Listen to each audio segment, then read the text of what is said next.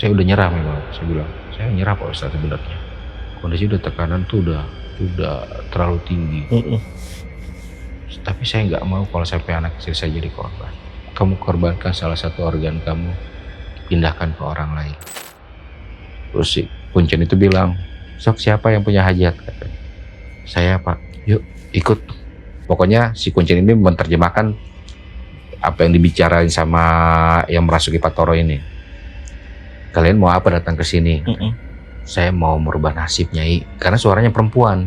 Kondisi usaha saya saat ini benar-benar lagi hancur sehancur-hancurnya. Saya butuh jalan keluar. Kalau bisa ada uang modal tambahan untuk memperbaiki ini semua. Nah, dari posisi begini Pak Toro tiba-tiba tangan dia ke belakang. Hitungan nggak nyampe 1 menit langsung begini lagi. Nah, di atas tangan dia, di atas telapak tangan dia udah ada uang 50.000 numpuk. Semua ini ada bayarannya. Maksudnya apa? Kamu harus menyediakan tumbal setiap kali sebelum atau sesudah uang itu digandakan. Jam 9 malam itu dia udah datang laporan. Bos, karyawannya ada yang mau nih kerja besok hari Sabtu juga, langsung interview. Datang tuh interview cewek namanya Dewi. Setelah interview selesai, jadi saya bilang kamu besok hari Senin masuk kerja ya. Oke, katanya. Pas dia balik badan, dia mau buka pintu kantor itu, saya langsung tunjuk dia. Tumbal. Sebentar Bang, ini berarti Abang ginjalnya tinggal 1 nih? Iya, ya boleh gak bekasnya aku lihat? Boleh. Kamera apa enggak nih? Iya. Ini di sini masih ada jahitan, masih ada bekas garis-garis masuk alatnya.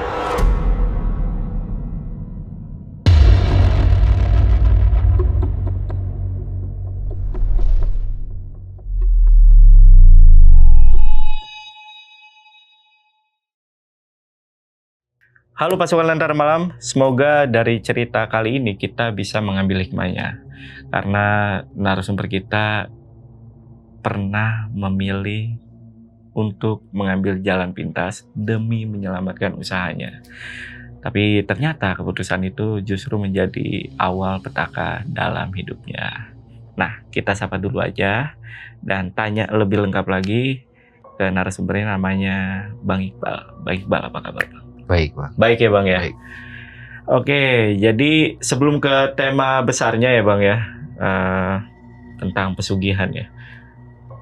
Aku pengen tahu sih, waktu dulu punya usaha peternakan ayam, kenapa bisa sampai ada masalah sehingga melakukan pesugihan gitu? Waktu itu kan saya memutuskan untuk bangun perusahaan. Banyak teman-teman yang tertarik dengan usaha saya, dengan cara saya berternak, terutama itu dalam pengolahan pakan, sehingga modal itu relatif stabil. Jadi hasil produksi itu, telur itu bisa maksimal. Itu berdasarkan dari pengolahan pakan saya campuran, terus juga ada probiotik yang saya buat sendiri. Itu bisa menjadi produksi ayam telur itu seperti itu. Terus sampai saya punya 2 cabang dan punya beberapa karyawan. Terus saya punya asisten yang awalnya saya percayai, sampai akhirnya dia hianati saya lah.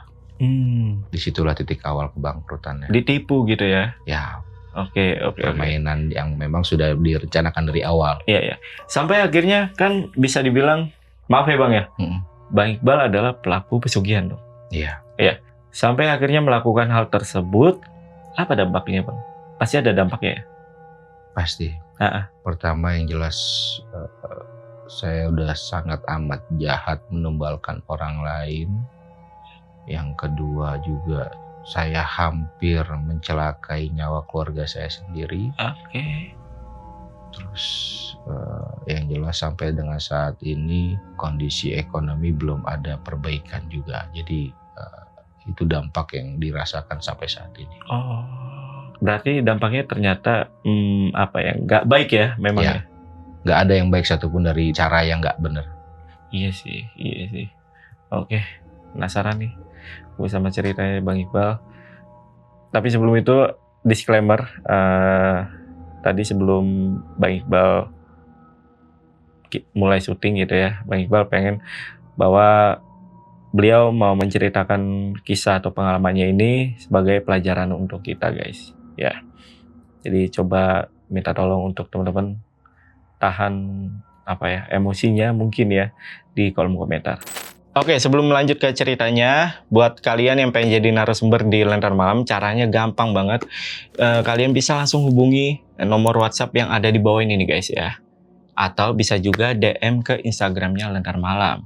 Ada di @lenteramalam.id. Yaudah, gak usah lama-lama lagi. Saksi misteri, kita mulai.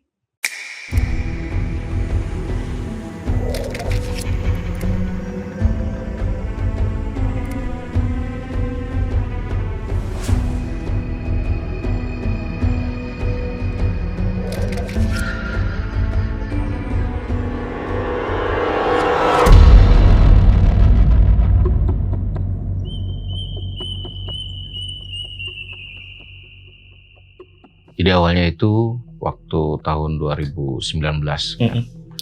awal-awal COVID lah waktu itu. Semua lini usaha kan waktu itu ekonomi lagi pada hancur-hancurnya. Betul. Terus ya udah kita berencana untuk membuka usaha yang memang dibutuhkan sehari-hari. Jadi kita bikin peternakan ayam petelur, telurnya itu kita jual sendiri tanpa ada orang lain lagi, langsung kepada konsumen. Waktu itu udah istri, terus anak saya juga udah 3 waktu itu kan. Awalnya tuh bagus, aman, sampai dengan banyak teman-teman yang berencana untuk menaruh saham. Nah, dibentuklah perusahaan. Singkat cerita, semua normal sampai dengan 1 tahun kemudian. 1 tahun kemudian itu total saya itu punya sampai 25 karyawan. Wow, pertama. banyak. Terus yang kedua, saya punya kandang lagi. Yang terbesar itu di wilayah Garut. Itu paling terbesar. Jadi yang di kantor utama ada di Bekasi, berikut kandang cuman kapasitas sedikit lah. Terus yang terbesar lagi ada di Garut. Nah, itu kapasitas sampai 100.000 ekor lebih. Di sana itu ada tempat tinggal villa, yang dimana villa itu sebagai tempat tinggal karyawan yang jaga kandang, sekaligus tempat saya juga kalau misalkan ke sana ada tempat tinggal gitu kan. Ada tempat tinggal menginap. Nah, dari 25 karyawan itu saya punya asisten. Asisten ini namanya Sawal. Sawal ini dulunya pertama kenal itu dari seorang supir yang bawa saya dari Bekasi ke Garut, sering bolak-balik. Akhirnya lama-lama deket, terus ditambah umur dia memang yang paling tua di antara yang lain, di antara semua karyawan. Mungkin kisaran saat itu umurnya 40-an lah, 40 lebih. Saya pikir ya dia bisa dipercaya. Pertama, yang kedua pengalamannya jauh lebih banyak dibandingkan yang lain. Kalau saya jadikan asisten, kemungkinan jam terbangnya jauh lebih tinggi dibandingkan yang lain. Udah saya putuskan lah dia jadi asisten. Meskipun mukanya kayak muka penampakan kayak preman, tapi saya berusaha untuk berpikir positif. Mungkin itu cuman wajah doang gitu kan. Ya udah, akhirnya semua transaksi jual beli, terus dari belanja ayam, jual telur, sampai dengan kita penjualan ayam afkir atau ayam tua itu dia yang urus. Biasanya saya ngurus, tapi karena udah ada dia, saya serahin ke dia. Gak ada masalah sedikit pun, semua normal. Malah ada beberapa pemegang saham itu sudah BIP, udah balik modal. Sampai dengan 2021 terjadilah waktu itu malam. Jadi saya lagi ada di musola, jadi kita memang buat musola di depan kandang. Buat saya sholat. Baru selesai sholat waktu itu lagi tiduran, dibangunin sama salah satu karyawan. Bos, ini ada telepon dari si Sawal katanya. Kenapa? Saya bilang. Katanya ayam yang dikirim sama dia kena penipuan segitiga kan. Coba-coba, akhirnya saya telepon kan. Saya ngobrol sama si Sawal. Ada apa? Kata yang beli udah transfer bos katanya. Jadi ayam tinggal dibongkar. Bos udah terima duit belum? Lah kan orangnya nggak ngechat sama saya bilang. Orangnya tuh pembeli itu nggak ngechat sama saya sama sekali. Jadi memang ngechatnya sama si Sawal. Nggak ngecek, lah kan dia nggak ngecek sama saya juga nggak punya nomornya. Nomor rekening siapa? Coba ceklah nomor rekeningnya. Pasti cek nomor rekeningnya bukan atas nama saya ataupun nama perusahaan.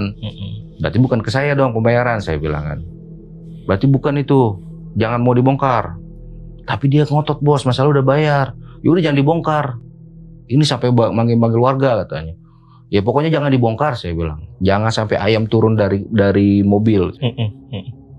Akhirnya si Sawal bilang, yaudah saya beresin dulu.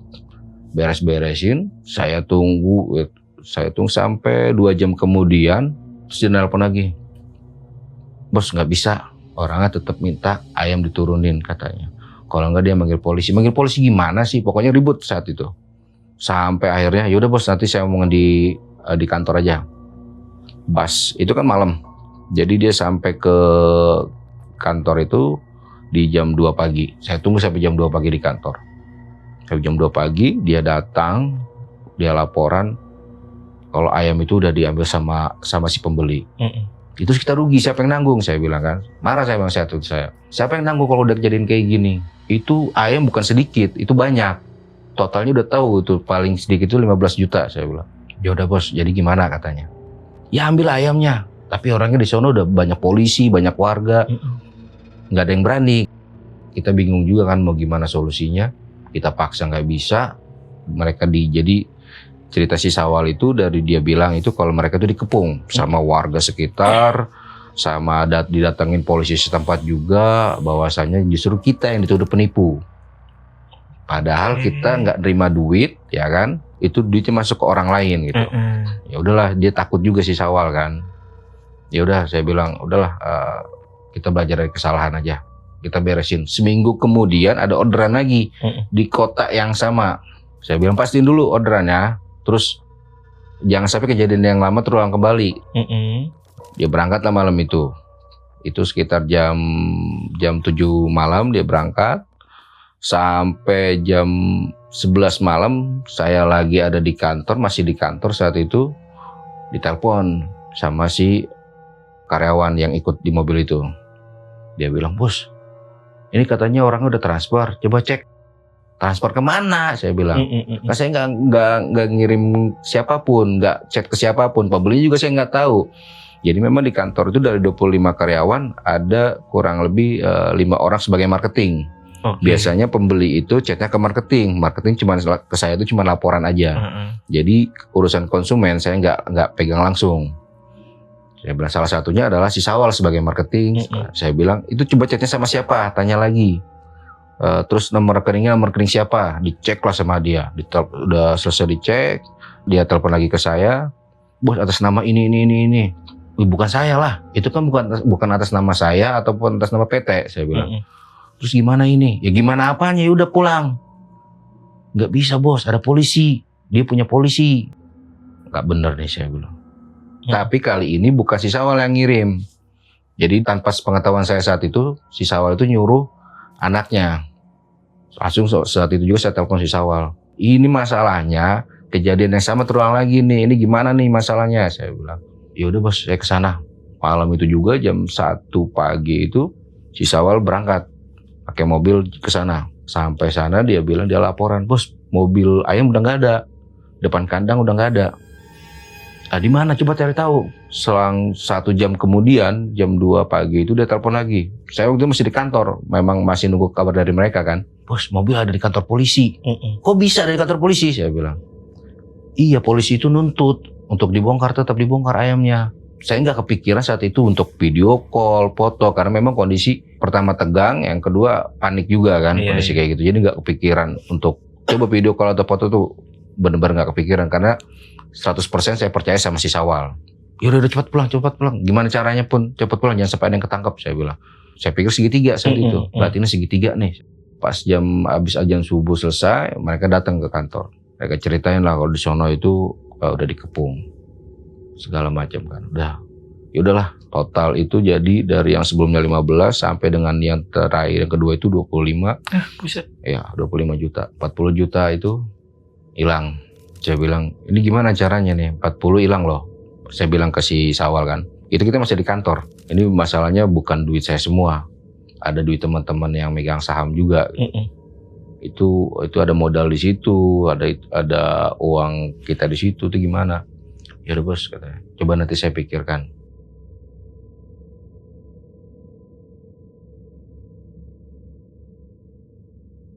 Selang waktu itu seminggu kemudian saya beli ayam datang ke kandang Bekasi. Malam itu sekitar jam 11 malam waktu itu lumayan banyak. Saya sama satu karyawan ada di dalam kantor berdua, terus ada 3 orang karyawan yang lagi di kandang, mereka lagi bongkar ayam. Tiba-tiba datang Sawal sama temennya ke kantor, ngobrol. Ya udah, saya mau keluar dulu, saya mau ngambil duit ke ATM, saya bilang. Di kantor itu kan ada 2 meja utama, satu meja saya, satu meja admin. Ada laptop, ada alat-alat printer dan peralatan kantor lainnya kan. Dan laptop itu memang selalu di situ, nggak pernah dibawa-bawa pulang. Akhirnya setelah saya pulang dari ambil duit, saya nggak sadar apa yang terjadi di kantor. Si Sawal pun udah nggak ada, udah pulang. Pas besok paginya saya balik ke kantor tuh jam 9 pagi, saya lihat di meja admin kok nggak ada laptop. Saya tanya sama yang lain, sama si admin sendiri saya tanya, ini kemana laptop? Lu bawa? Enggak bang, nggak dibawa. Lah, kok ini nggak ada di sini? Nggak tahu, kata dia. Lah, jadi ini kemana laptop? Saya bilang, ini data-data di situ semua data itu di situ semua. Saya tanya-tanya sama karyawan, pada bilang Sawal bos yang semalam datang. Pas malam datang, pas saya pergi itu dia pulangnya, keluarnya itu bawa laptop katanya. Nah, masalahnya saat itu saya nggak ada CCTV, belum ada CCTV. Jadi saya tuduh pun tanpa bukti, bingung juga kan. Langsung saya ambil keputusan saat itu. Jam 1 siang saya panggil dia ke kantor, saya interogasi. Coba sekarang abang ceritain kejadian yang 2 kali saya kira itu penipuan segitiga itu benar atau enggak. Diceritalah semuanya dari A sampai Z. Dia bilang iya benar bos, itu bos katanya. Saya curiga, ada beberapa kecurigaan kan. Terus laptop kemana nih? Karena banyak yang bilang katanya laptop abang yang ngambil. Mana mungkin saya ngambil katanya. Buat apa saya ngambil? Tapi kan malam itu datang ke sini, ngapain datang ke sini malam-malam? Kan bukan pekerjaan abang waktu itu, saya bilang. Cuma sekedar mampir doang bos katanya. Ya udahlah, saya nggak mau pusing. Gini aja lah, untuk sementara kerjaan abang saya stop dulu. Saya mau cari yang lain dulu. Dia stop, terus tiba-tiba para marketing pun berhenti. Jadi 5 orang itu berhenti. Kenapa pada berhenti? Saya bilang. Akhirnya salah satu karyawan yang dari dulu pertama kali saya rekrut, saya tanya sama dia, ini kenapa banyak yang pada berhenti karyawan? Bos emang nggak tahu apaan emangnya. Dari seluruh karyawan yang ada di sini, hampir 90% itu masih saudara-saudaranya dia, masih saudaranya si Sawal, termasuk yang di Garut. Saya bilang, ya iyalah kan di Garut datang dari sini orangnya. Waduh.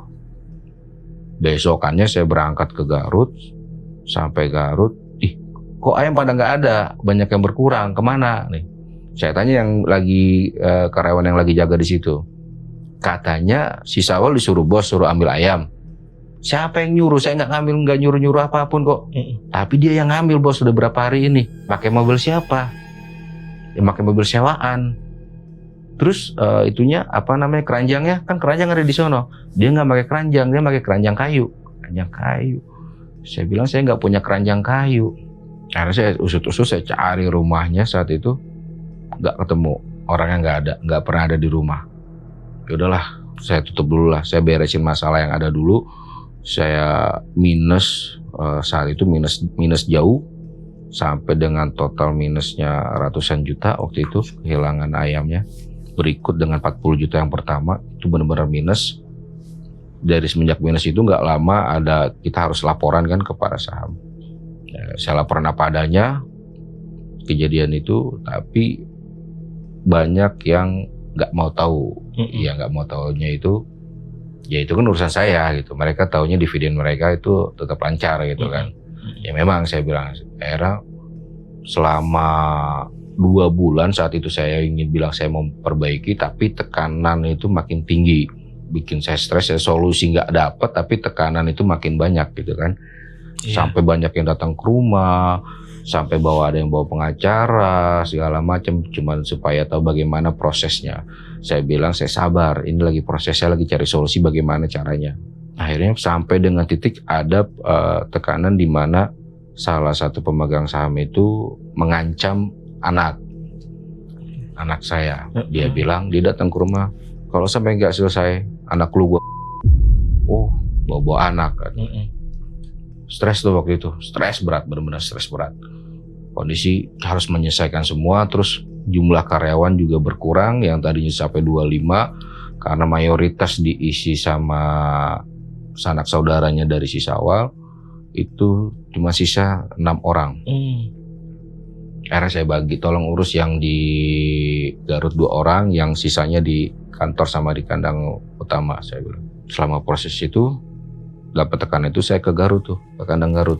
Saya cari-cari apa masalahnya di Garut sampai dengan banyak yang sakit, banyak yang hilang, banyak yang mati kan.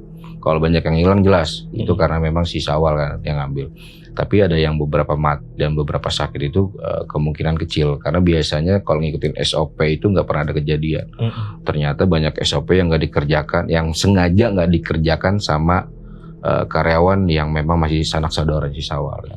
Beberapa hari kemudian setelah itu kurang lebih 1 bulan lah. Waktu itu masih tahun 2021 pertengahan, di bulan Juni lah waktu itu. Setelah 1 bulan saya berada di Garut, salah satu karyawan ngomong, "Bos, ini nggak ada perubahan. Mau ada cara lain nggak?" Cara lain gimana? Saya bilang. Ya cara pintas ya, dia bilang. Ya udah terpikir dulu deh. 3 hari waktu itu, 3 hari saya mikir. Saya panggil lagi dia, namanya Pak Toro. Pak Toro, ya udahlah, gimana caranya? Ya udah, saya panggil orangnya. Panggil lah tuh dia ke rumah temen dia, temen yang mungkin kenal karena di kandang itu kan.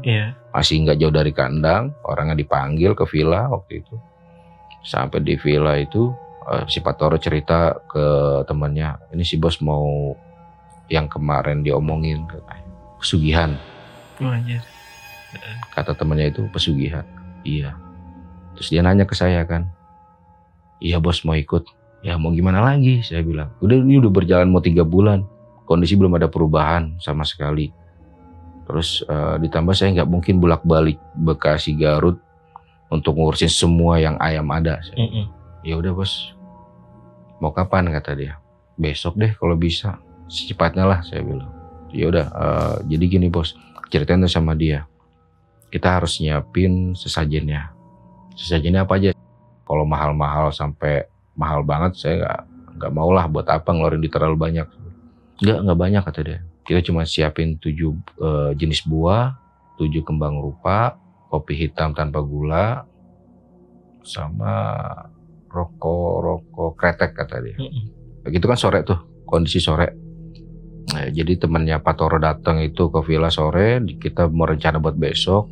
Malamnya di sekitar jam 10 malam, Pak Toro sama satu karyawan lain itu lagi di kandang. Mereka lagi bersihin kandang, terus kalau malam itu lampu dimatiin kan.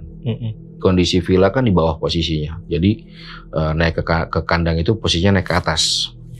Nah di depan villa ini kan ada kolam ikan, kolam pancing ikan.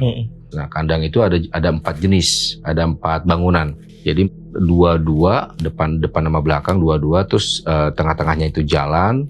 Nah paling pojok tengah-tengah itu ada gudang gudang pakan. Biasa kita naruh pakan di situ.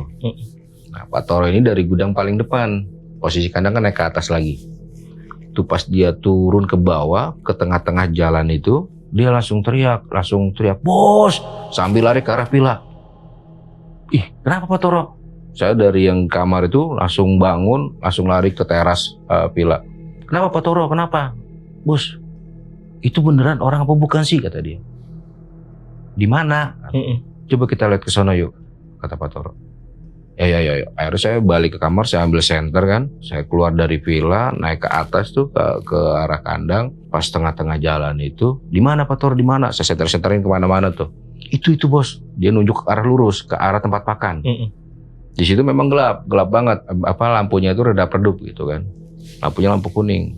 Saya senterin itu nggak nyampe karena terlalu jauh jaraknya. Ke Pak Toro, kita ke sana. Kalau bos, enggak lah, bos aja lah katanya. Lah, kenapa emangnya? Merinding saya, kata dia. Yaudah, ayo Pak Toro di belakang saya. Akhirnya jalan lah saya. Baru setengah jalan, baru ngelewatin satu kandang kiri kanan. Saya senterin lagi ke arah gudang pakan itu. Saya lihat dari senter bawah, kok kayak bukan manusia. Terus ada titik merah hitam yang menyala gitu kan. Itu apaan merah? Lampu Pak Toro. Bukan bos, coba senterin yang benar, kata dia. Saya senterin lagi. Itu udah benar-benar bulu yang saya lihat itu bulu hitam, bulunya lebat banget, terus kuku kakinya panjang, tangannya dia lagi begini. Pas saya naikin ke atas lagi, astagfirullahaladzim, saya bilang, apaan itu Pak Toro? Gak tahu bos, itu apaan bos? Saya senterin mukanya lagi, tiba-tiba, hilang. Nggak ada Pak Toro. Kemana Pak Toro? Cari. Udah bos. Akhirnya dia buru-buru kan. Bos balik pila bos. Kenapa? Udah balik. Ngeri saya, kata. Baliklah kita ke pila. Sampai pila, saya tanya ke si Pak Toro. Pak Toro biasanya ada nggak kayak gitu? Nggak pernah ada. Baru kali ini, kata dia. Baru kali ini banget ada kayak gitu. Sebelumnya nggak pernah ada bos. Gak beres nih, saya bilang.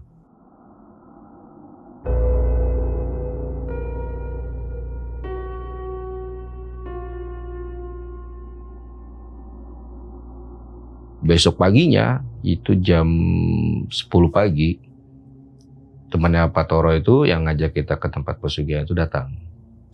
Ayo bos, kita berangkat. Pakai mobil siapa? Saya bilang.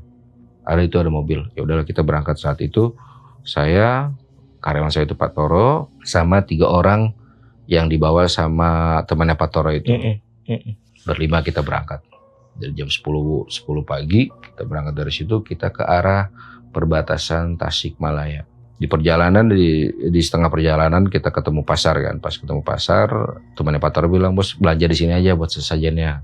Belanjalah di situ. Kita beli semua jenis 7 jenis buah-buahan, terus ada 7 kembang rupa juga, terus ada kita beli kopi plus rokok juga.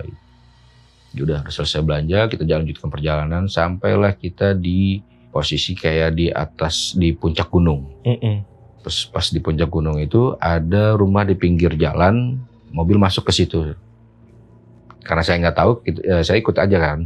Kita parkir depan di rumah itu. Kata teman Pak Toro, di sini orang yang nganterin kita ke atas. Kita minta tolong dia. Ya udah, turunlah kita. Kita samperin ke rumah bapak itu. Ceritalah di situ tujuan kita mau ke atas itu mau ngapain. Saya bilang saya mau butuh usaha saya naik lagi gitu. Intinya seperti itu kan. 15 menit kemudian itu sampai rumah itu kan maghrib. Sekitar jam 8, jam 9 malam lah waktu itu. Berangkatlah kita dari rumah. Ayo kita naik ke atas. Jadi di depan rumah itu posisinya kan ada jalan setapak naik ke atas. Naik ke atas gunung. Jalan setapak, di situ nggak ada kendaraan sama sekali. Jadi memang cuma jalan kaki aja yang bisa. Akhirnya saya ikut. Jadi kita berenam di situ kan. Si bapak yang punya rumah itu posisi paling depan. Terus saya paling belakang awalnya. Saya naik setapak, itu bener-bener kiri kanan itu kayak hutan belantara, sepinya minta ampun. Gak ada suara apa-apa, cuma ada suara burung-burung kematian. Burung-burung yang kalau orang bilang, iya ada orang meninggal nih. Gitu kan. Pas saya lagi nanjak ke atas, baru sekitar kurang lebih 5 menit jalan, itu kondisi udah dinginnya udah dingin merinding. Terus nggak ada yang ngobrol sedikit pun, semuanya pada diem, sunyi banget. Dari jauh saya lihat itu posisinya sebelah kiri. Jadi pas kita lagi nanjak, kita mau belok ke kanan, itu sebelah kiri ada pohon. Memang pohonnya pohon besar banget kan. Di balik pohon itu ada putih-putih. Saya bilang, majulah saya jalannya lebih cepat lagi, ngelewatin yang kelima ini. Kok makin deket, makin jelas. Makin jalan saya makin cepat. Di belakang si bapak yang nuntun kita ini. Pas di belakang dia, itu persis posisi saya itu ada di samping pohon itu. Saya lihat begini, lihat ke kiri itu, langsung bilang astagfirullahaladzim.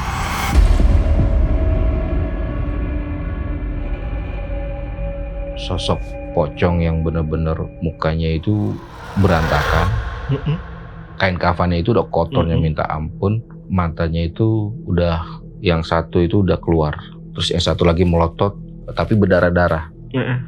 Saya langsung pegang sama bapak itu, Pak, itu apa? Saya bilang, udah, gak usah diperhatiin, jalan lurus aja. Ya udah, saya jalan tuh. Begitu jalan, jalan lagi, megangnya sama si bapak itu kan, pegangan terus. Gak lama dari situ ada jembatan, jadi ada sungai. Sungai itu lebar sekali gitu kan. Ada jembatan kayu doang, jadi gak ada pegangan sama sekali. Si bapak itu bilang, nanti hati-hati, ini jembatannya gak ada pegangan. Jarak kurang lebih 15 meter menuju jembatan. Itu saya lihat ada redap-redup merah, kayak cahaya, tapi bukan cahaya. Merah ntar muncul, ntar ada, ntar muncul, ntar ada. Pak, itu kan ada merah-merah apaan ya? Di mana? Dia bilang. Itu deket jembatan. Udah diem aja. Pas 10 meter, waktu itu 10 meter mau mendekati jembatan, itu langsung terlihat jelas kuntilanak merah.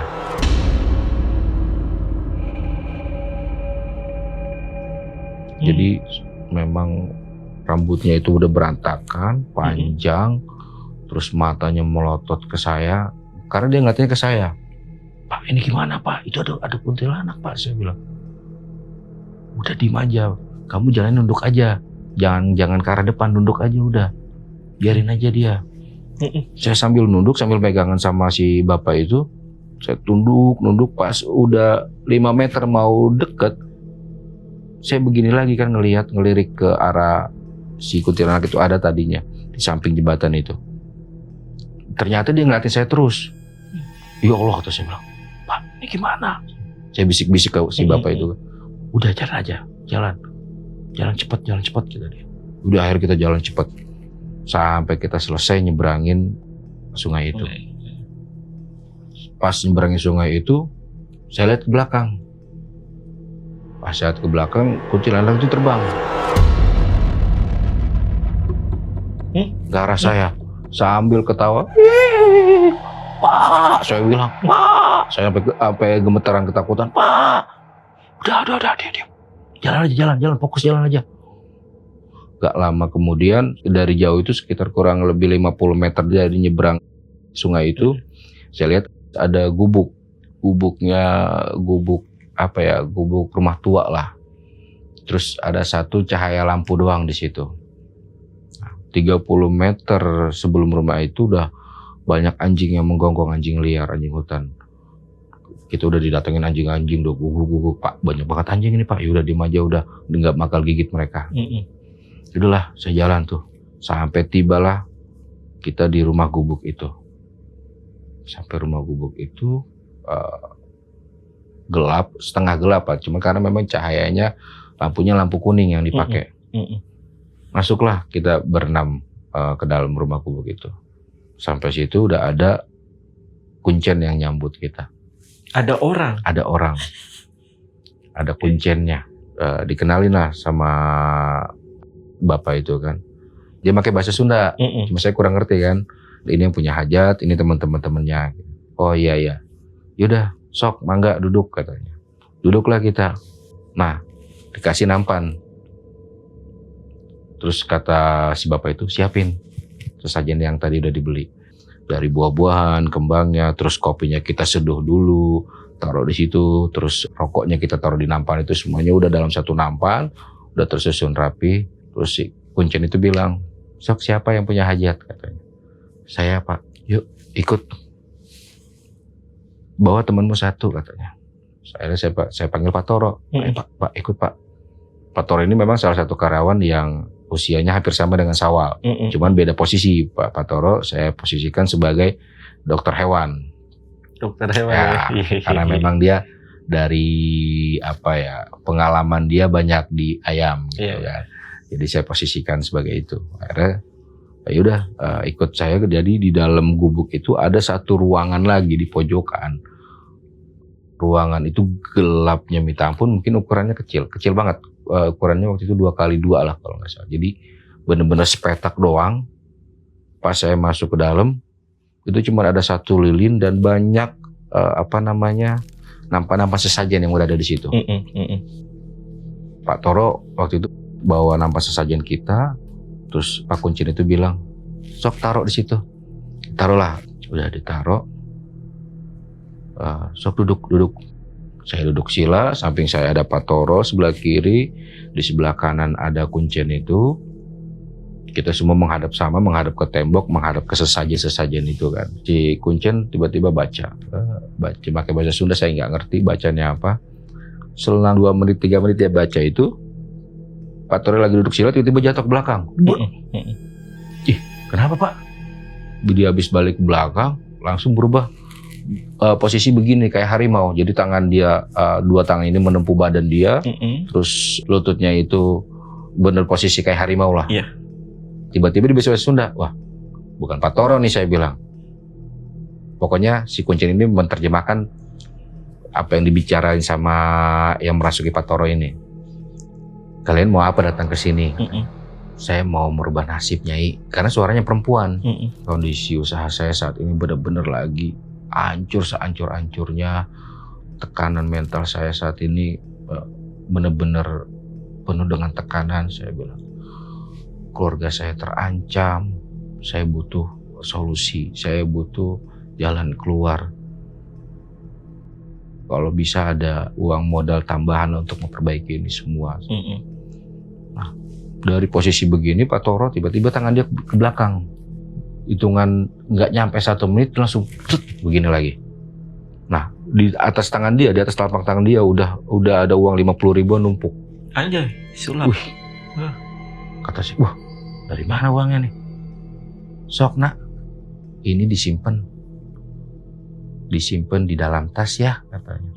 Nanti setiap malam Jumat saya akan datang buat nambahin. Ya udah saya simpen, saya terima Nyai ya. Sok tangan kamu mana, katanya. Tangan saya sodorin ke dia, ke Pak Toro itu kan. Nah, si Pak Toro tiba-tiba nyelupin tangannya ke kopi hitam yang tadi sesajen kita. Celupin ke kopi, ke tangan saya begini sampai 3 kali. Di sini kan udah jadi ada kopi nih di tangan saya.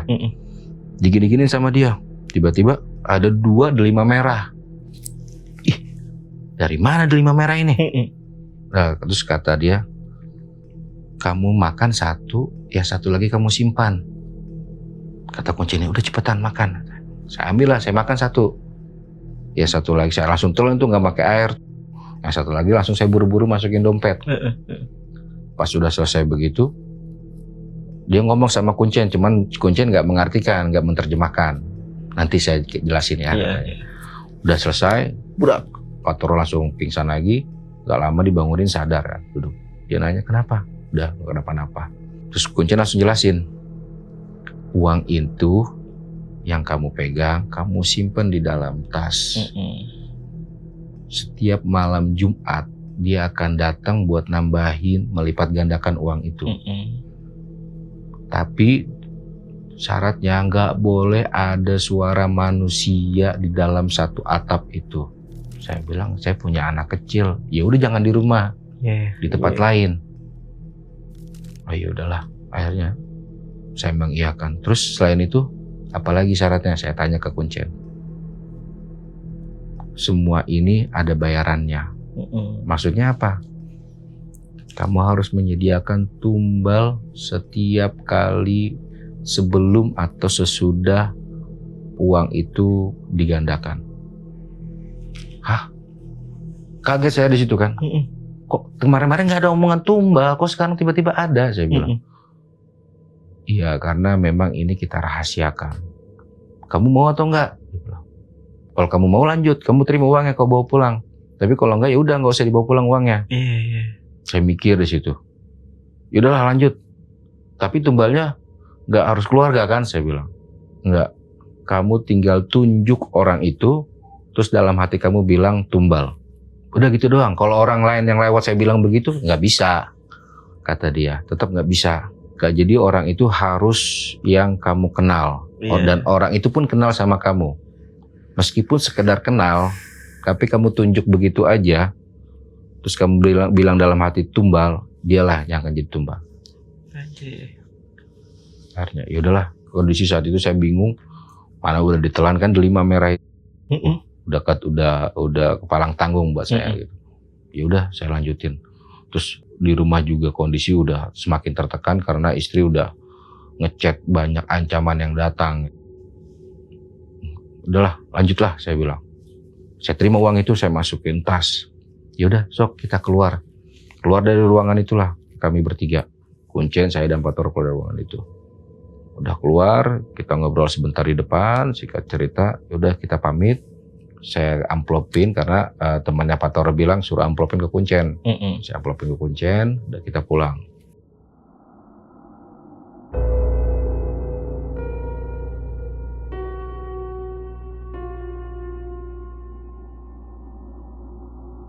Selama perjalanan pulang dari yang tadinya mental saya down sedon-donnya, terus juga pesimis, terus pokoknya bener-bener negatif, aura negatif bener-bener lah dalam diri itu. Pas keluar dari rumah itu, sampai dengan saya sampai mobil, itu jalan kaki itu bener penuh dengan semangat. Beda banget. Jadi keberanian itu muncul tiba-tiba, terus padahal masalah itu belum selesai gitu kan. Saya berani, terus saya optimis, pokoknya bener-bener full power lah. Itu sekitar jam 2 pagi padahal. Selesainya jam 2 pagi. Saya keluar itu bener-bener gak ngantuk sama sekali, terus juga semangat banget. Terus pas keluar itu beda pas seperti arah balik. Jadi gak ada anjing sama sekali. Keluar dari rumah itu pun anjing pun gak ada sama sekali. Kita lewatin jembatan, kuntilanak merah itu pun gak ada sama sekali. Sampai dengan kita sampai di mobil, saya gak nemuin apapun.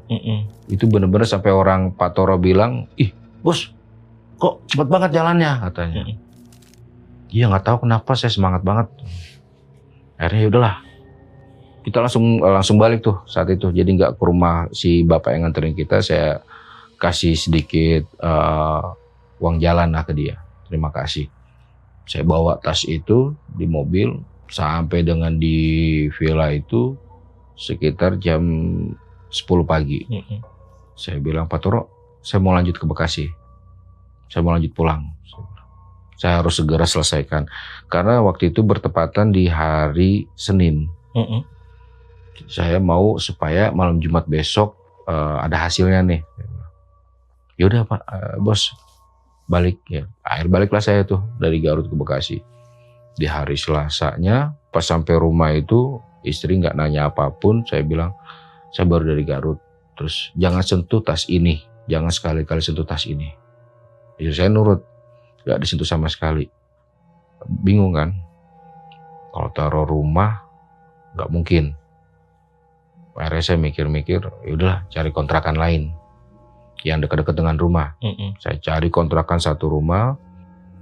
Besok paginya di hari Rabunya itu saya langsung dapetin rumah kontrakan, saya langsung bayar. Saya bilang saya kontrak 1 bulan aja dulu. Pas banget, jadi posisi rumah kontrakan yang saya sewa itu kamar utamanya posisinya di depan.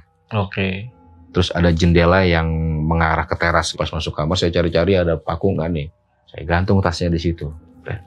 Itu saya bilang semoga bisa jadi banyak. Singkat cerita sampai dengan di malam Jumat, hari Kamis itu, saya datang tuh ke kontrakan itu. Saya bilang sama istri, saya mau keluar dulu, mau cari kerjaan. Barangkali ada kerjaan lain yang bisa saya ambil gitu kan. Dari teman-teman lama lah. Saya bilang gitu ke istri. Istri nggak tahu apa yang saya lakukan. Jam 10 malam saya udah ada di rumah kontrakan itu. Saya di teras, saya ingat kan kata Kuncen bilang jangan ada satu suara manusia pun di situ, di dalam rumah. Jadi saya nggak masuk ke dalam rumah, di teras aja tuh. Di teras dari jam 10 saya duduk di depan pintu persis dari jam 10 sampai dengan pas jam setengah 11 malam, itu di malam Jumat. Tiba-tiba lampu mati, cekrek. Saya lihat ke atas gitu kan, di tempat token itu listrik, Nggak bunyi, token nggak habis berarti kan, itu masih hijau, saya bilang, nggak merah. Saya keluar ke pagar, ngelirik kiri kanan, rumah yang lain pada hidup. Kok di sini doang yang mati? Saya mikir lagi, apa konslet? Kalau konslet biasanya ada bunyi, ini nggak ada. Udah saya duduk, saya berpikir apa jangan ada yang mau datang. Iya. Duduk lagi di teras tuh. Pas jam saya lagi main HP, tepat jam 12 malam, saya kaget tiba-tiba ada suara dur. Dari tadi saya main HP langsung saya lepaskan. Duh, apaan tuh? Suaranya tuh kenceng banget, suara orang gedor pintu tuh kenceng banget. Dur. Tapi bukan pintu yang di depan saya, bukan pintu ruang tamu. Ini pintunya bukan di sini. Saya dengerin lagi kan, dia 3 kali. Dur. Oh, pintu kamar depan. Udahlah, saya udah ketakutan aja kan. Apaan tuh? Saya udah mikirnya, wah, dedemit dari mana nih? Udah diem aja, pokoknya nggak bergerak sampai napas pun saya tahan supaya jangan sampai ada suara gitu. Bener-bener sehalus mungkin. Sampai 2 jam kemudian di jam 2 pagi lampu tiba-tiba nyala kan, cireng. Wah, nyala. Alhamdulillah, ya udah saya masuk. Saya buka pintu ruang tamu, auranya tuh udah hawanya tuh udah panas. Gerah juga. Terus memang nggak saya taruh barang apapun kecuali tas itu di dalam rumah itu. Saya buka pintu kamar, posisinya itu gantungan sejajar sama pintu kamar kan. Saya ambil tasnya dari gantungan. Saya buka kaget. Jadi banyak. Beneran. Saya hitung-hitung lah duitnya itu. Ada total itu 10 juta saat itu. Terus teringat sama omongan Kuncen yang uang yang 1 juta pertama kali dapat itu nggak boleh diambil. Oh, 1 juta nilainya. 1 juta totalnya itu nggak boleh diambil. Itu harus tetap ada di tas itu. Akhirnya yang 9 juta saya ambil, yang 1 juta tetap saya taruh lagi di tas itu. Saya gantungin. Balik tuh akhirnya di jam 3 pagi saya pulang ke rumah, saya bawa ngantongin 9 juta kan. Rumah istri nanya dari mana? Dari rumah teman saya bilang. Tidur tuh. Pas di hari Jumatnya, saya bilang, Bun, kalau kita alokasikan dana ke ayam lagi dengan kondisi kayak gini kayaknya berat. Ayam mau cari yang solusi lain lah, Bu, supaya bisa nutupin yang ayam juga. Yaudah, kata istri saya, yaudah coba dibalik lagi kayak dulu di e-commerce kan. Akhirnya yaudah kita ke e-commerce, saya panggil karyawan lama saya itu, yang dari awal saya buka ayam itu, namanya si Udin. Saya telepon, Din, nanti ke kantor ya ketemuan. Udah, kantor jam habis soal Jumat itu jam 2 siang. Saya sampai kantor, terus nggak lama, setengah jam kemudian si Udin datang. Kenapa bos? Dia nanya. Gue mau buka online shop, tapi lu yang pegang. Belanjanya barang-bahannya ini daftarnya, lu siapin bahannya. Nanti duitnya tinggal gue transfer, sekaligus lu carikan gue karyawan buat bantuin lo kerja. Oke. Terus sekaligus tempat tinggal. Pokoknya gue tunggu laporan lu hari ini juga harus selesai. Sampai malam pun gue tunggu, saya bilang. Yaudah, sekitar jam 9, jam 9 malam itu dia udah datang laporan. Bos, belanja udah beres, tinggal bos transfer ke tempat belanjanya, terus karyawannya ada yang mau nih kerja, cuman orangnya lumayan jauh di Bogor, tapi Bogornya nggak begitu jauh, masih perbatasan sama kita juga. Dia bisa bolak-balik kok katanya, dia punya kendaraan. Udah, dia kirim coba kontaknya. Atau kalau nggak, lu suruh datang aja langsung interview aja lah, gua mau ribet gitu kan. Yaudah kapan? Kata dia, besok hari Sabtu juga langsung interview. Singkat cerita, besok datang tuh interview cewek. Namanya Dewi. Dia statusnya udah janda, terus punya anak 1 ya kan. Setelah interview selesai, yaudah saya bilang, kamu besok hari Senin masuk kerja ya. Oke, katanya. Oke bos. Pas dia, jadi posisi meja saya itu berhadapan dengan pintu kantor. Jadi orang kalau masuk ke kantor itu pas buka pintu pasti langsung berhadapan dengan meja saya gitu kan. Dia balik badan, dia mau buka pintu kantor itu, saya langsung tunjuk dia. Tumpal. dalam hati saya. Yaudah, dia pulang tuh. Pas di hari Senin dia masuk, terus siangnya itu saya nanya, kok lu pucat? Kenapa deh? Gak apa-apa bos, kayaknya kurang sehat. Kenapa emangnya? Gak tahu. Tadi tiba-tiba sempat muntah. Muntah apa? Saya bilang. Iya ada darah-darahnya bos. Kok? Kapan? Saya bilang. Tadi nggak lama nyampe kantor dia bilang. Itu jam 12 saya tanya, jam 12 siang. Kalau enggak lu istirahat aja lah, nggak enak lah. Baru juga masuk kerja udah izin sakit katanya. Ya nggak apa-apa kalau emang nggak memungkinkan mah.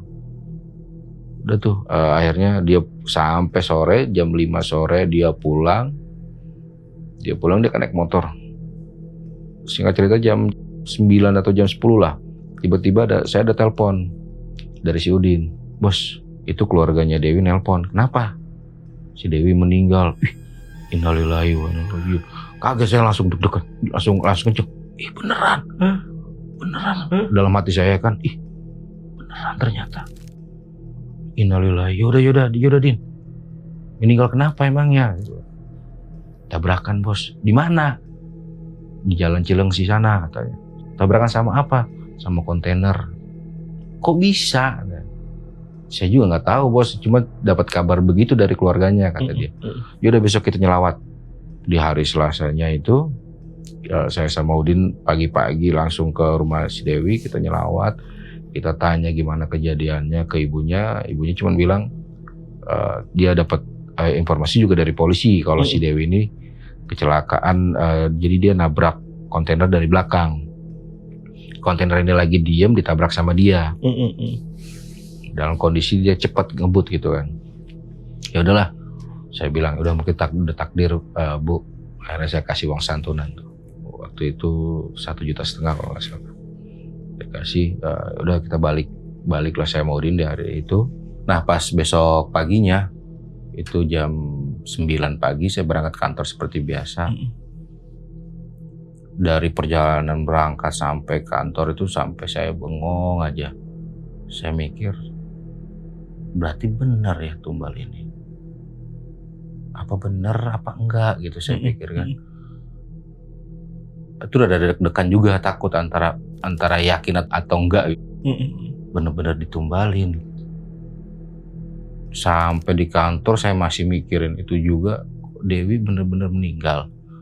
Benar karena korban jadi tumbal atau memang kecelakaan yang diinformasikan ke saya gitu kan. Ya antara nyesel juga waktu itu sebenarnya. Nyesel nunjuk dia pertama, yang kedua saya juga nyesel atas perbuatan saya nyesel banget.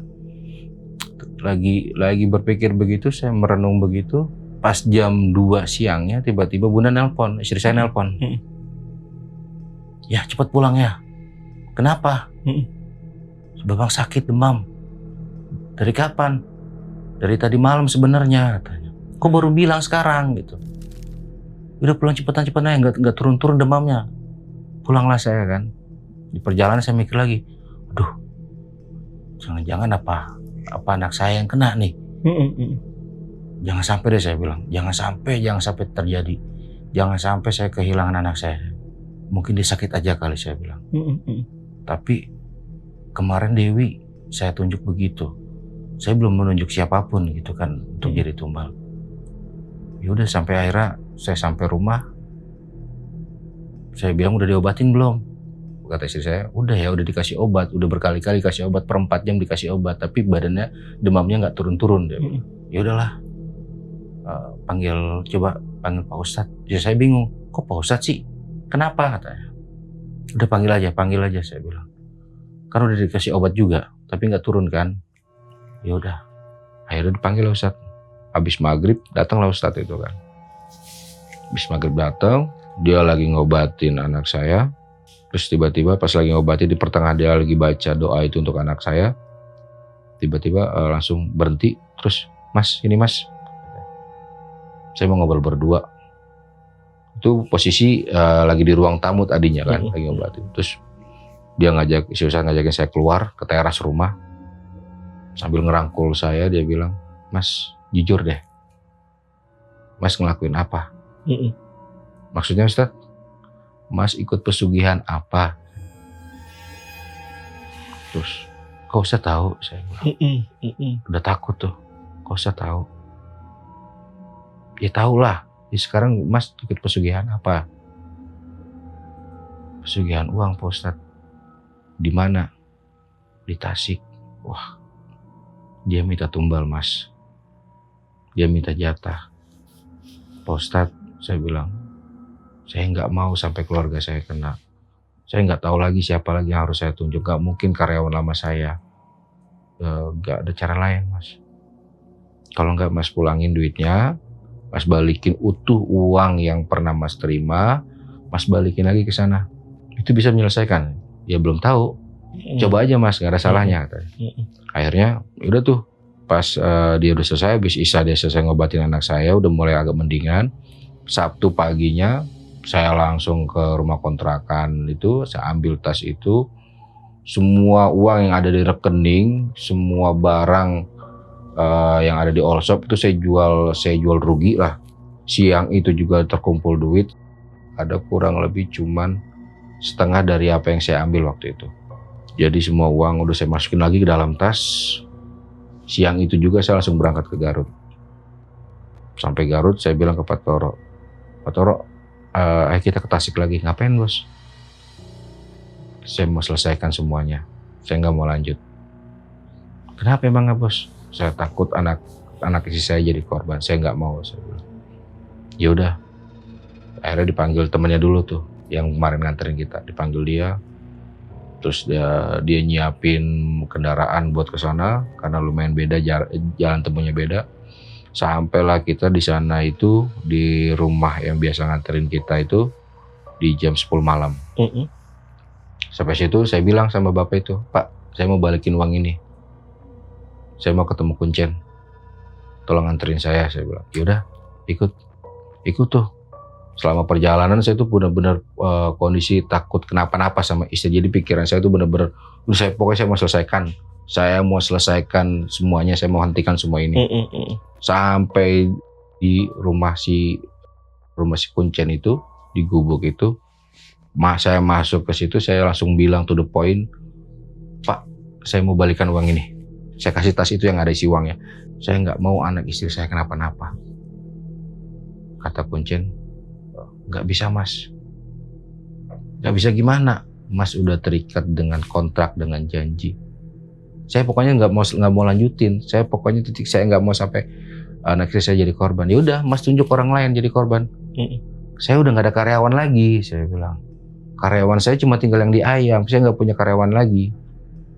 "Ya udah, itu urusan Mas, bukan urusan saya. Mas sudah dibantu." Dia tetap nolak tuh. Akhirnya, udah pokoknya saya nggak mau lanjut. Saya langsung taruh tasnya di situ. "Ayo Pak, kita pergi Pak." Pulang saya. Langsung pulang, dari naik mobil, balik lagi ke Garut. Sampai Garut itu jam 5 pagi. Sampai Garut saya nganterin Pak Toro doang ke kandang. Pak Toro saya langsung balik Bekasi. Saya takut kenapa-napa sama anak saya. Hari Minggu, saya langsung balik lagi ke Bekasi. Sampai Bekasi, baru banget sampai depan rumah, terus tiba-tiba istri saya bilang, ya Babang makin parah," katanya. "Makin parah kenapa?" "Nggak mau makan sama sekali. Terus badannya panas itu nggak turun-turun, panas banget pokoknya, nangis aja dia." Ya udah, panggil Pak Ustadz. Panggil lagi Pak Ustadz yang tadi.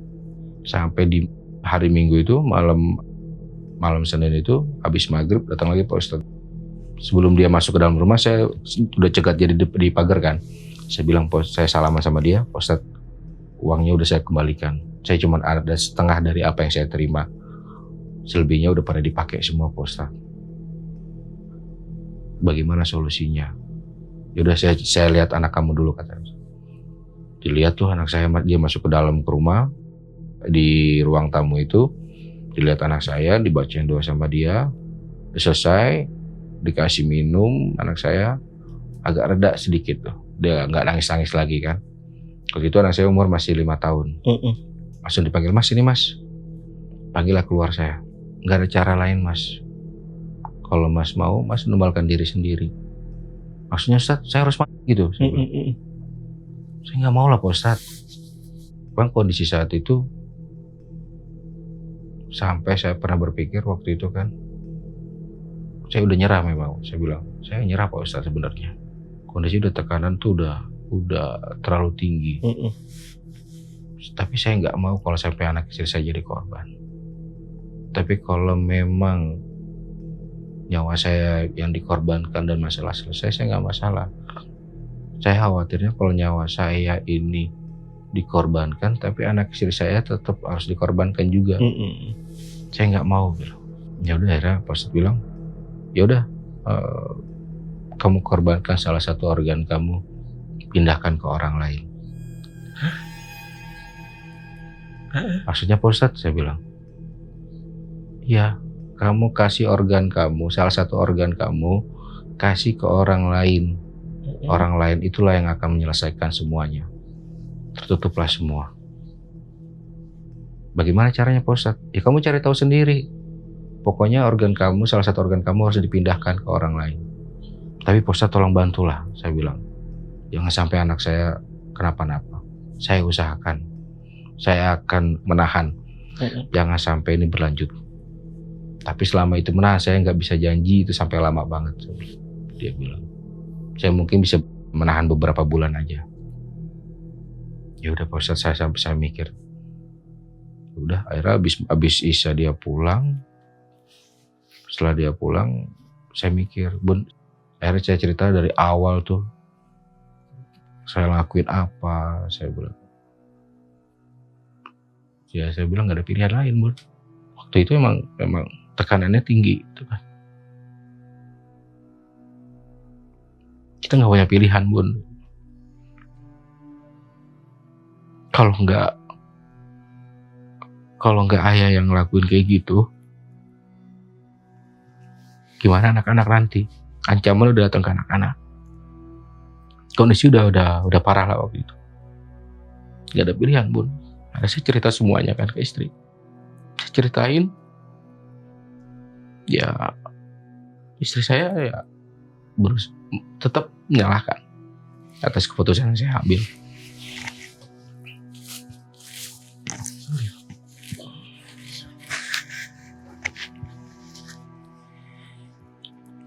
Dia tetap nyalahin. Dia bilang, kenapa nggak kamu aja yang... Jangan sampai anak saya mati. Saya bilang, saya bertaruh nyawa, saya berani bertaruh nyawa. Tapi kalau saya mati, siapa yang mau menjamin nyawa kalian? Ya udah, akhirnya saya dapat solusi. Saya bilang,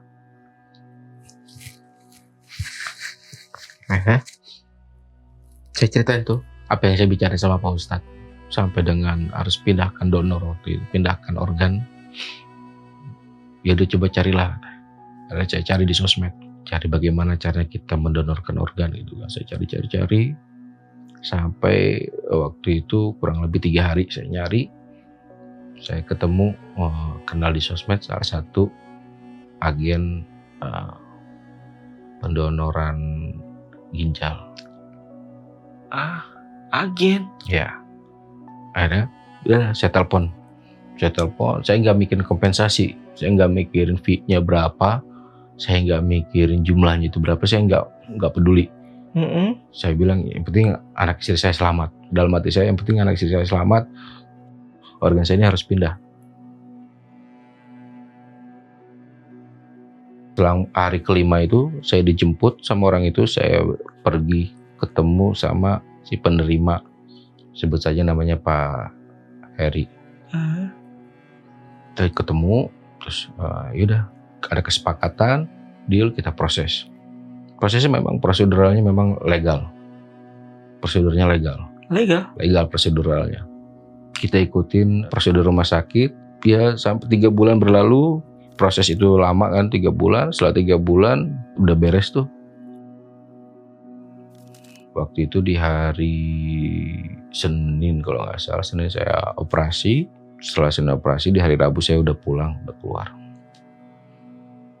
Pas hari Kamisnya, saya dapat telepon dari pihak keluarga, si penerima lah, si pembeli itu. Dia bilang, Pak Heri udah nggak ada, udah meninggal. Innalillahi, saya bilang, innalillahi wa inna ilaihi raji'un. Saya bilang, Yang nerima ginjal? yang nerima ginjal meninggal. Jadi udah, saya udah pasrah kondisi saat itu.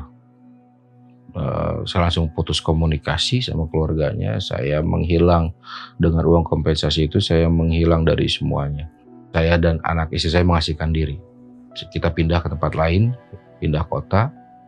Kalau saat itu pernah bilang, pokoknya kalian harus keluar dari kota Jabodetabek ini.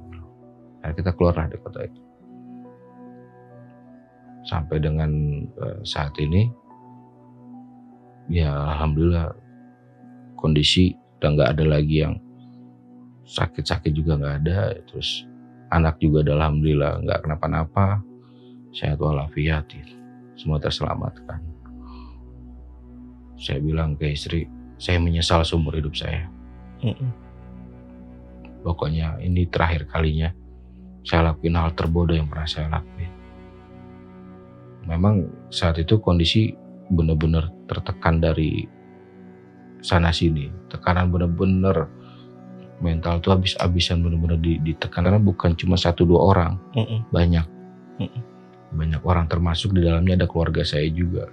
Jadi tanggung jawab sepenuhnya di saya. Karena memang yang punya perusahaan itu, yang menjalankan perusahaan itu memang saya.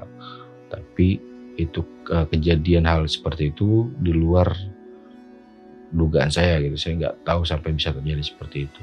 Kecolongan dari, ya karena memang saya orang yang berpikir positif. Nggak mau naruh curiga, nggak mau negatif thinking sama orang. Dan ternyata belakangan saya tahu dari tetangga sekitar pernah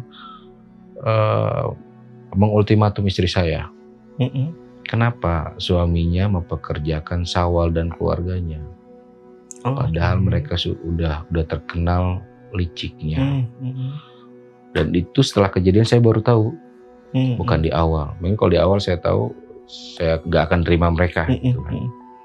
Tapi karena mereka datang minta kerjaan, minta benar-benar kerja, terus saya lihat juga faktor U juga lah untuk si Sawal ini. Ya udahlah, saya kasih kesempatan.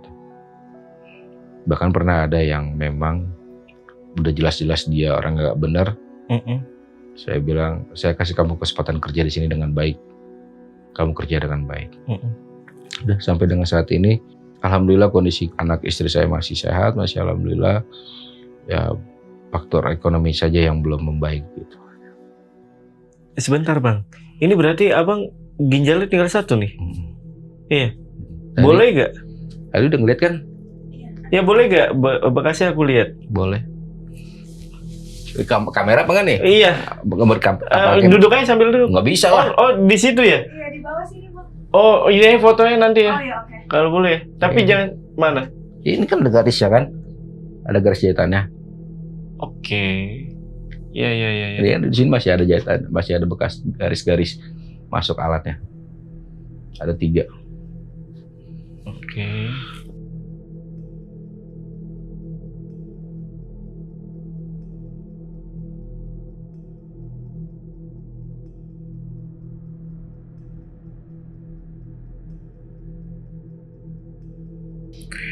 Nah, jadi aku sebenarnya mikir bang, kalau memang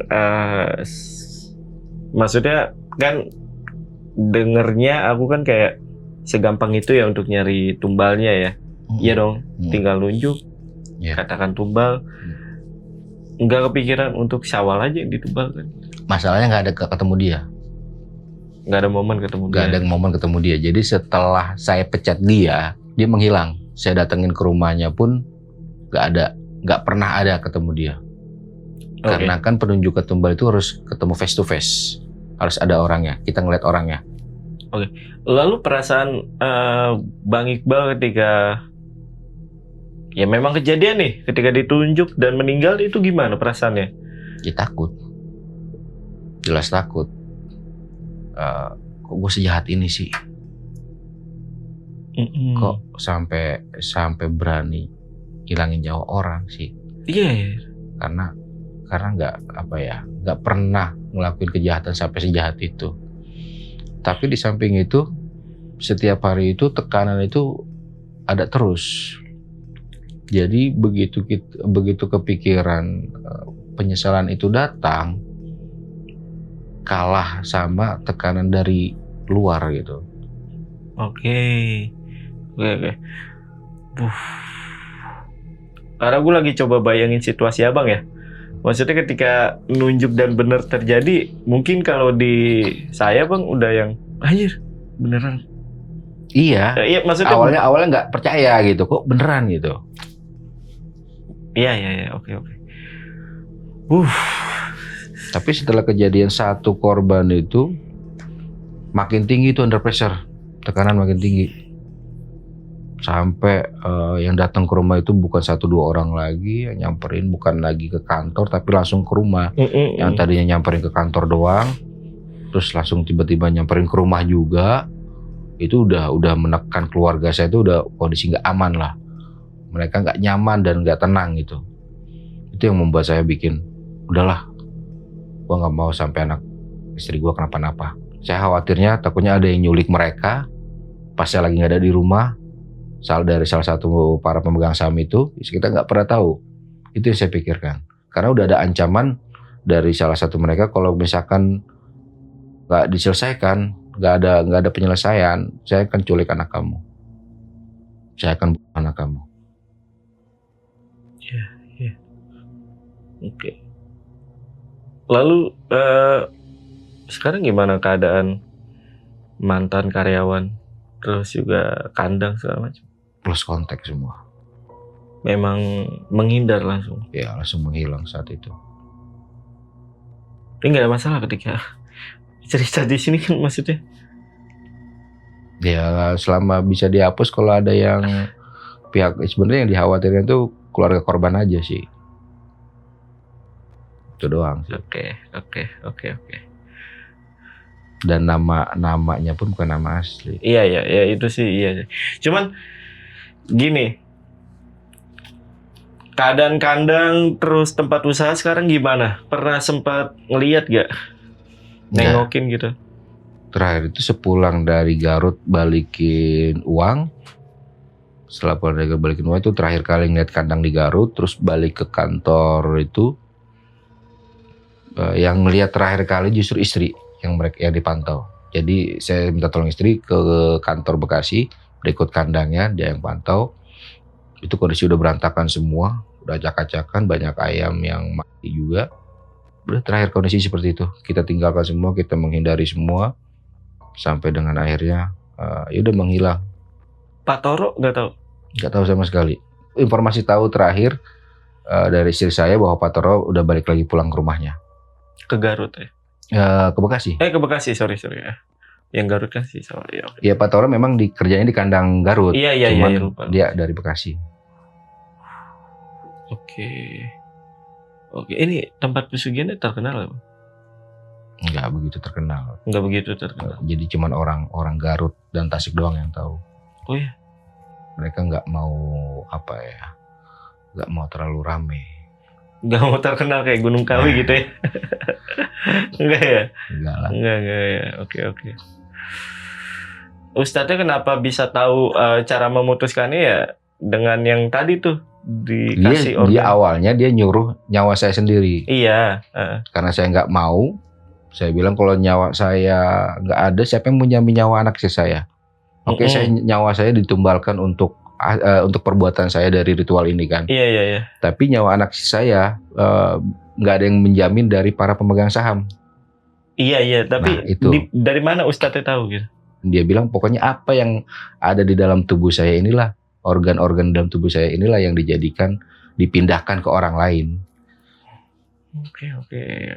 Nah, orang lain itulah yang dijadikan tumbalnya. Berarti memang dari Bang Iqbal pun nggak tahu kenapa Ustadz nggak tahu. Bisa solusinya seperti itu. Iya, ngasih solusinya seperti itu nggak tahu ya. Tahu. Dari mana gitu ya? Wow. Dia nggak menjelaskan detail karena Iya. karena dia bilang sebenarnya kan harusnya saya. Cuman kalau misalkan kamu nggak mau, kamu korbankan orang lain, tapi ada darah kamu di orang lain itu. Terus gimana pas pada saat ternyata meninggal juga tuh? Meninggal. Itu kan kayak ditukarnya dengan itu ya? Ya. 3 hari setelah operasi meninggal. Sempat kepikiran bahwa ini karena ditukar gitu. Ya iyalah pasti. Tapi kalau dari pemeriksaan dokter nggak begitu. Ada penolakan. Oh iya. Penolakan organ dalam tubuh itu. Nggak bisa beradaptasi ya, dia. Nggak bisa beradaptasi. Iya. Oke. Bingung, udah nggak bisa berkata apa-apa lagi. Ternyata seperti ini ceritanya ya. Mungkin dari Bang Iqbal sendiri ada yang mau disampaikan ke penonton? Seburuk apapun kehidupan kita, sejatuh apapun kehidupan kita, lebih baik bertawakal aja, beribadah. Jangan sampai ke hal-hal yang justru mengorbankan diri sendiri, apalagi keluarga. Itu aja. Itu tadi ya, pesan dari Bang Iqbal. Dan Bang Iqbal saat ini benar-benar menyesal dan tobat kan? Ya. Menyesal sekali. Oke guys, mungkin untuk video kali ini gue rasa cukup. Gue Jamal dari Lentera Malam dan Bang Iqbal izin pamit. Bye.